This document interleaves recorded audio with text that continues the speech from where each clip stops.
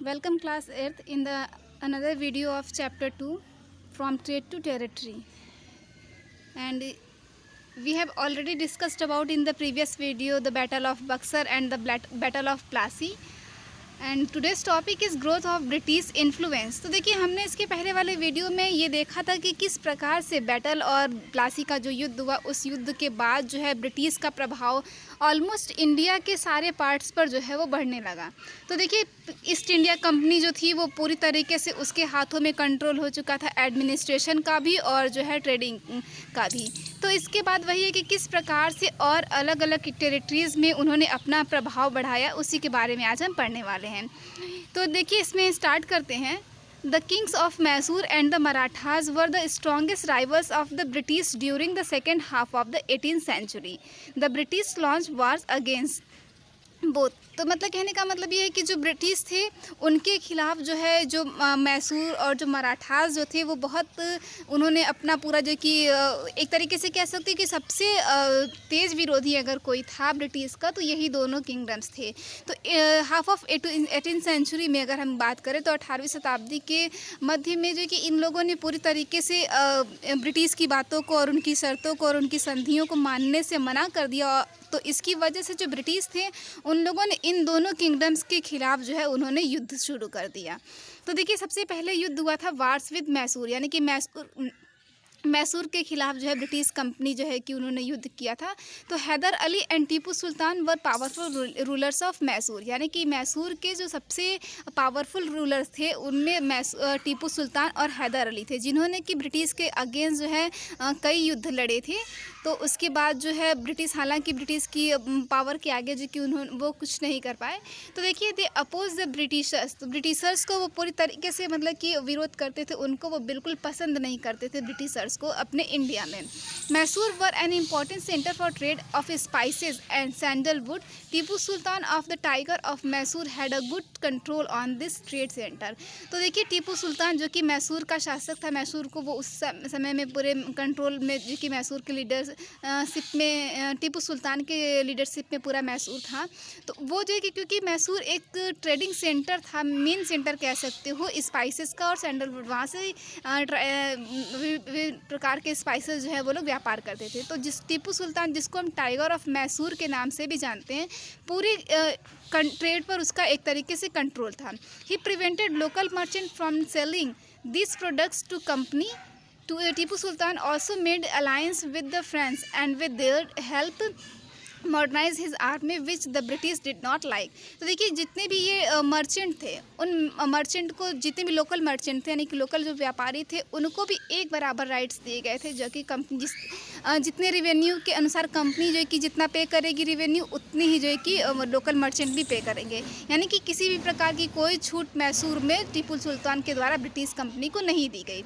और देखिए जो टीपू सुल्तान था उसने फ्रेंच के साथ भी जो है कि अलायंस कर रखी थी और उसने उन्हीं के अनुसार अपनी आर्मी को मॉडर्नाइज़ किया हुआ था, कि जो कि ब्रिटिश को बिल्कुल भी पसंद नहीं था कि मतलब कि हिंदू कोई भी साम्राज्य जो है, कोई भी टेरिटरी जो है वो फ्रेंच का जो की हेल्प कर दे। ठीक है। The company wanted to take control of Mysore and as a result four battle were fought with Mysore. तो देखिए जो कंपनी थी वो पूरी तरीके से ये चाहती थी कि ब्रिटिश पर मैसूर पर उनका कंट्रोल हो, यानी ताकि पूरी तरीके से व्यापार जो है उनके हाथों में आ जाए। और इसका रिजल्ट ये हुआ कि मैसूर और ब्रिटिश के बीच में जो है 4 युद्ध लड़े गए। These battles took place in 1767 to 69, 1780 to 84, 1719 to 92 and 1799। तो ये जो बैटल हुए थे वो जो है 1767 से, ये जो ईयर्स लिखे हुए इन ईयर्स के बीच में ब्रिटिश और मैसूर के बीच में लड़े गए थे। और ये हैं टीपू सुल्तान, जिन्होंने कि ब्रिटिश के अगेंस्ट जो है युद्ध 4 युद्ध लड़े थे लगातार।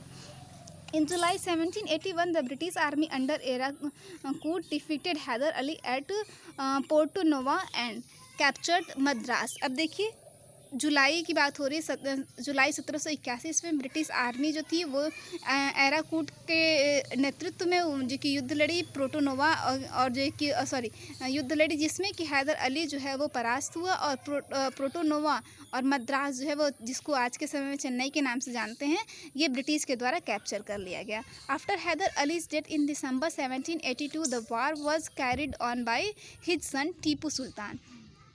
तो देखिए हैदर अली जो है, जब हैदर अली की मृत्यु हो गई तो उसके बाद वो हैदर अली जब परास्त हुआ तो उसकी डेथ के बाद दिसंबर 1782 ईस्वी में उनके जो बेटे थे टीपू सुल्तान, उन्होंने वार का नेतृत्व किया और मैसूर का जो कि लीडरशिप उनके हाथों में अब आ चुकी थी, तो वो आगे बाकी सारे युद्धों को वो लड़े थे। In 1799 during the course of the fourth Anglo Mysore war the British defeated Tipu Sultan. अब देखिए 1789 ईस्वी में जो 99 ईस्वी में जो फाइनल युद्ध, चौथा एंग्लो मैसूर युद्ध, यानी कि मैसूर और ब्रिटिश के खिलाफ जो युद्ध हो रहा था, तो उसमें टीपू सुल्तान जो है वो पराजित हुआ। He proudly declared that it was better to die like a soldier than to live a miserable dependent on the infidels. तो देखिए जो कि टीपू सुल्तान ने उस समय में ये गर्व से कहा था और उन्होंने ये डिक्लेयर किया था कि जो कि किसी भी हाथ की कठपुतली बनकर के रहने से अच्छा है कि एक सोल्जर के रूप में, एक सैनिक के रूप में युद्ध के मैदान में मर जाना ही गौरव की बात है। कहने का मतलब ये था कि वो जो है किसी भी तरीके से नवाब उस तरह का नवाब नहीं बनना चाहते थे जो कि कंपनी के हाथों की कठपुतली हो। वो ये चाहते थे कि हम जो कि फ्री होकर के रहें, चाहे उससे अच्छा है उनके हाथों की कठपुतली बन के रहने से अच्छा है कि हम जो कि युद्ध के मैदान में वीर गति को प्राप्त हो, ऐसा इनका मानना था। Tipu Sultan died on 4 May 1799 while defending his capital Srirangapatnam. अब देखिए टीपू सुल्तान जो है वो 4 मई 1799 ईस्वी को फोर्थ जो एंग्लो मैसूर हो रहा था उसमें अपनी जो उनकी राजधानी थी श्रीरंगपट्टनम, उसको बचाते बचाते उनकी मृत्यु हो गई थी। वार विद द मराठास। अब देखिए जो मराठा किंगडम थी जो कि बहुत ही पावरफुल किंगडम्स थी, उनके अगेंस्ट ब्रिटिश का क्या जो कि वार से Marathas were divided into many states. अब ये मराठास जो थे वो कई स्टेट में अलग अलग डिवाइड थे। These states were under the rules of different dynasties such as the Scindias, Holkars, Gaikwads and Bhonsles. तो देखिए ये जो स्टेट थे, अलग अलग मराठाओं के जो स्टेट थे वो अलग अलग डिवाइड थे और अलग अलग रूलर्स जो थे उनमें रूल कर रहे थे, जैसे कि अलग अलग डायनेस्टीज, जैसे कि सिंधियाज थे, होलकर्स थे, गायकवाड एंड भोंसलेज, ये सारी डायनेस्टीज अलग अलग थी। These states were held together in a confederacy under a Peshwa. अब देखिए ये जितनी भी अलग अलग जो स्टेट्स थे वो सब जो है एक अलग अलग रूल्स वहाँ पे थे, अलग अलग डायनेस्टीज थी, लेकिन जब इनके ब्रिटिश के अगेंस्ट जब युद्ध होना हुआ तो उन्होंने पेशवा जो थे उनके लीडरशिप में एक साथ मिल करके उन लोगों ने इनके ब्रिटिश के खिलाफ जो है वो युद्ध किया था। The Peshwa was the effective military and administrative head of the Marathas. अब ये जो पेशवा थे इनको जो है पूरे मराठा जो मिलिट्री थी उसको उसका एडमिनिस्ट्रेटिव हेड बनाया गया और वही पूरे जो कि युद्ध को वो देखते थे। 3 major wars were fought between the British forces and the Marathas, they are as follows. तो देखिए अब मराठा और जो ब्रिटिश थे उनके बीच में भी 3 युद्ध लड़े गए थे, जो कि सबसे पहला यहाँ पर दिया हुआ है the first Anglo Maratha war 1775 to 82, यानी कि जो फर्स्ट बैटल जो वो युद्ध लड़ा गया था वो 1752 से 1782 के बीच में एंग्लो मराठा युद्ध हुआ था। The first war began with the treaty of Surat and ended with treaty of Salbai. तो देखिए ये जो युद्ध हुआ था इसमें सूरत और जो है कि एक संधि समझौता हुआ था, सूरत और सालबाई जी की संधि हुई थी। इस संधि के द्वारा जो है कि बहुत सारी चीज़ें जो है कि ब्रिटिश को दी गई थी क्योंकि युद्ध में उनकी जीत हुई थी। The second Anglo Maratha war, the second war was fought on many fronts between 1803 to 5. At the end of the second war, the British gained the territories of Odisha, Delhi and Agra. देखिए second युद्ध जो हुआ था, Anglo Maratha युद्ध जो हुआ था उसमें 1803 से 5 के बीच में हुआ था, जिसमें कि जब ये युद्ध समाप्त हुआ तो इसमें ब्रिटिश ने बहुत सारी टेरिटरीज इंडिया की अपने कैप्चर में कर ली थी, जिसमें उड़ीसा, दिल्ली एंड आगरा थे, जो कि दिल्ली आगरा आप समझ ही सकते हो कि बहुत ही पावरफुल जो है टेरिटरीज थी। The third Anglo Maratha war 1817 से 19 के बीच में लड़ा गया था। The Maratha power was finally crushed in the third war, यानी कि जो तीसरा युद्ध हुआ, जब एंग्लो मराठा युद्ध हुआ, तो इसमें मराठा की जो पावर थी वो पूरी तरीके से खत्म हो गई थी, यानी उसको दबा दिया गया। The Peshwa was removed and sent to Bithoor near Kanpur and his territories were taken over by the British. अब जो पेशवा जो थे उनको जो कि उनके पद से हटा दिया गया और उनको बिठूर, एक कानपुर के पास बिठूर जगह है, वहाँ पर उनको भेज दिया गया, एक तरीके से बंदी बना करके समझ लो रखा गया। और उनकी जो जितनी भी टेरिटरीज थी उनको कैप्चर कर लिया गया ब्रिटिश के द्वारा।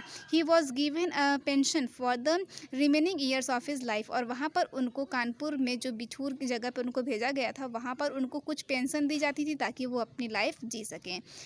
Other Marathas chiefs were also forced to give up their territories and were no longer allowed to keep any army। अब जितने मराठास जो थे, उनके जो चीफ थे, उनको उनकी फ़ोर्स को जो कि उनकी टेरिटरीज़ को सब कुछ ले लिया गया, और जो है उनको ये अलाउ किया गया कि किसी प्रकार की उनको कोई भी आर्मी रखने की परमिशन नहीं है। यानी कि अब जो है वो किसी प्रकार की मराठास अपनी आर्मी खुद की नहीं रख सकते थे, यानी पूरी तरीके से अब ब्रिटिश का मराठाओं पर, मैसूर पर, सब जगह कंट्रोल उनका हो चुका था।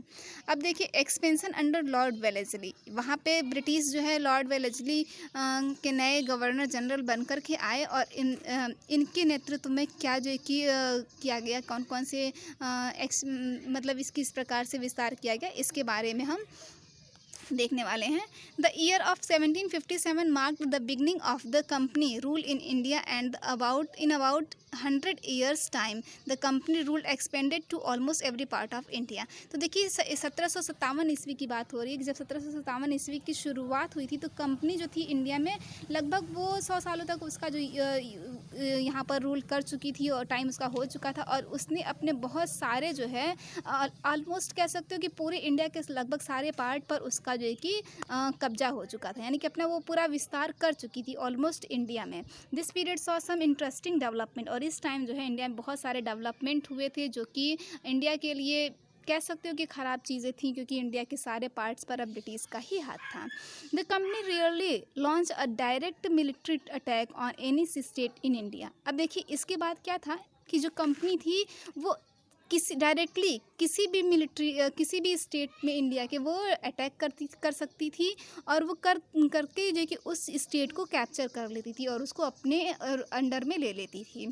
Instead the company use political, economic and diplomatic methods to increase its foothold and finally to annex a kingdom. अब देखिए क्या था, जबकि ये बात हो रही है किसकी, लॉर्ड वेलेस्ली की। जब ये यहाँ पर आए थे तो इन्होंने ऐसा किया था कि यानी कि किसी भी स्टेट को ये कैप्चर करते थे, वहाँ पर युद्ध लड़ते थे और उस स्टेट को वो कैप्चर कर लेते थे। अब देखिए ये जो इनकी पॉलिटिकल, इकोनॉमिक और डिप्लोमेटिक मेथड्स था जिसके द्वारा वो ये चीज़ें यूज़ करते थे। तो अब ये किसी भी किंगडम को वो हड़प सकते थे बिना जो है कि किसी भी उसके। Okay, in 1798 Lord Wellesley become the governor general. अब देखिए 1798 ईस्वी में उनको गवर्नर जनरल बना दिया गया यहाँ पर, और ही एक्वायर टेरिटरीज थ्रू द। अब इन्होंने दो नीतियाँ अपनाई लॉर्ड वेलेस्ली ने गवर्नर जनरल के बाद गवर्नर जनरल बनने के बाद, कि किस तरीके से बाकी जो टेरिटरीज़ हैं इंडिया की, बाकी जो प्रांत हैं उनको कैसे जीता जाए।